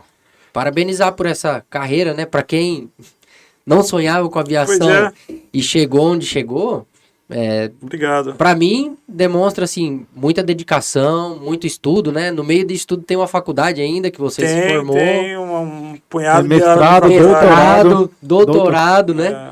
Então assim, é possível chegar aí. Tudo é possível. Tudo é uma possível, questão de né? você organizar É. tempos e prioridades. Estabelecer né? Então, metas, estabelecer estar preparado metas, para as diversidades, porque você que passou acontece, por várias. claro, você acaba tendo que Né? desviar um pouquinho aqui e ali, Exato. mas se você perseguir o objetivo... Refazer a rota, chega. dar um go-to em outro ponto. É isso aí. Né? Ele Mas, vai- mas chega no destino. Chega sim. Né? E vai... Então, assim, E você vai atualizando a rota, né? Exato. Parabéns mesmo. Obrigado. Uma bela carreira aí na Parabéns. aviação. Obrigado mesmo. Serve Legal. de motivação para nós aí, pro público que tá assistindo essa entrevista aí, que tudo é possível. Opa, É só acreditar aí. perseguir. Isso aí. Persista É isso aí, que chefe. você chega lá. Até chegar na Lua, alguém chegou. Então Alguém a gente chegou, consegue, é né? só ir atrás. Igual você falou no começo. Se chegou na Lua, aqui a gente Aqui é resolve fácil. qualquer coisa. Boa. É isso, Medal. Tá Muito joia. obrigado. Obrigado, viu, por- agradeço o convite. Obrigado, parabéns aí pelo podcast, é muito bacana. E a gente vai falando, estamos aí à disposição. Nós que agradecemos. Obrigado. Legal, muito obrigado. Legal. Valeu, pessoal. Valeu, Falou, pessoal. até a Tchau, próxima tchau, aí. Até a próxima Tchau, aí. tchau. Tchau.